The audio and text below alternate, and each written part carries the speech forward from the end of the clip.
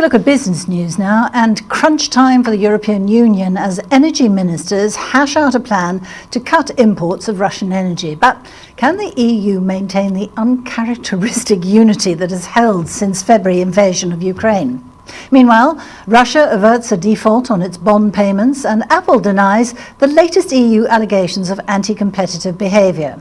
Well, joining me now to discuss these stories is Arise business correspondent Laurie Laird. Hi there, Laurie. Good evening, Heather. Good evening. So what's the latest from the EU energy ministers? Well, we've just had a press conference from the EU energy minister, and honestly, for all that we have been talking about this meeting today, we expected great things of it.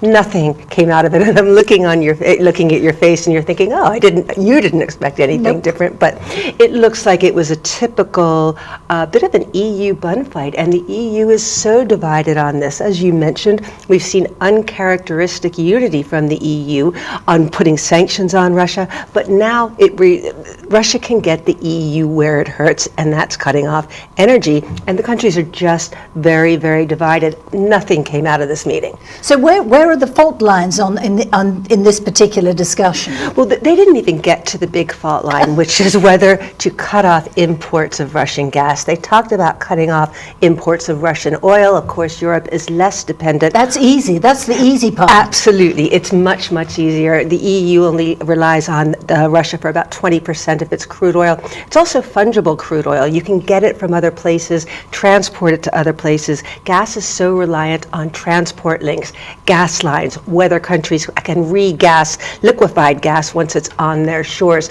But the big holdup, really, what they discussed today was whether Russia's demand to ask clients to pay in rubles would be in violation of EU sanctions. The answer is, we'll let you know in a couple of days, but that is what they discussed today. So no further progress on the EU weaning itself off of Russian energy.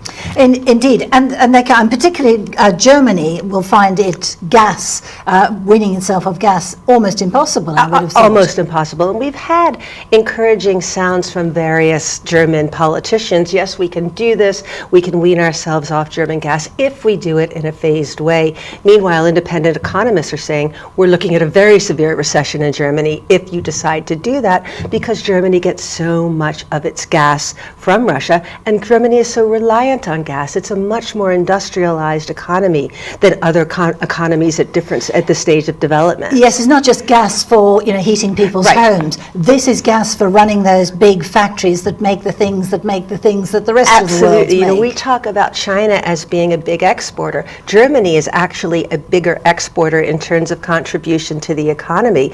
And Germany, as you say, makes big machinery that then they send to China. China makes the little stuff that they send to the rest of us. So it will be very, very difficult for Germany to do this. And the problem with Germany is that so many of these industrial companies are these Mittelstand companies, which are these small family-owned businesses. So you've got lots and lots of them.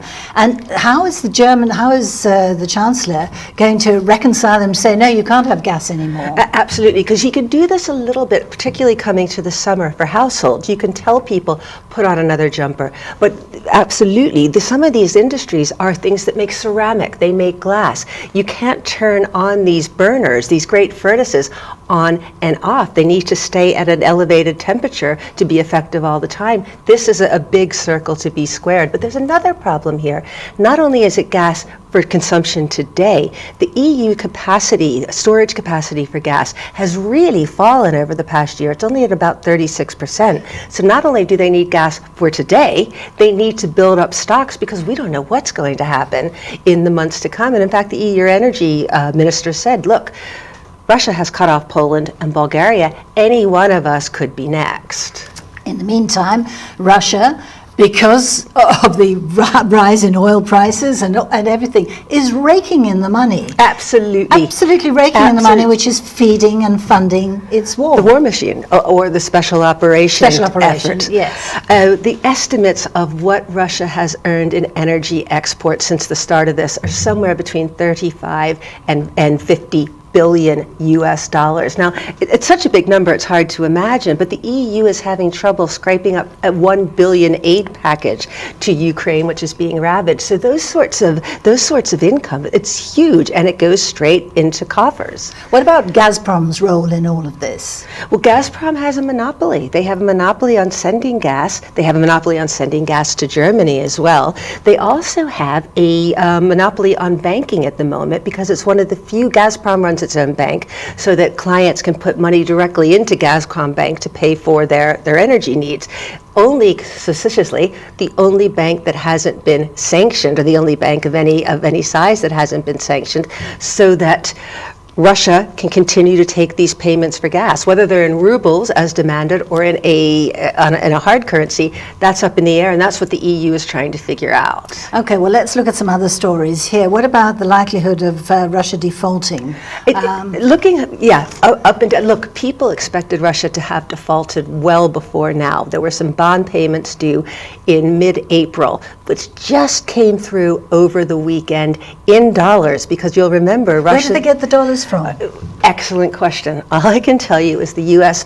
Treasury Secretary has said they haven't come from frozen accounts in the U.S. Not entirely clear where those dollars came from, but it does show that Russia has some dollars. These payments were about 600 million US dollars. They were able to scrap that together. Gets a little bit dicey though, because US banks have a waiver to accept Russian bond interest payments until the 25th of May. After that, the status is unclear. Russia has to make some big payments on the 27th of May. So Russia avoided default this week.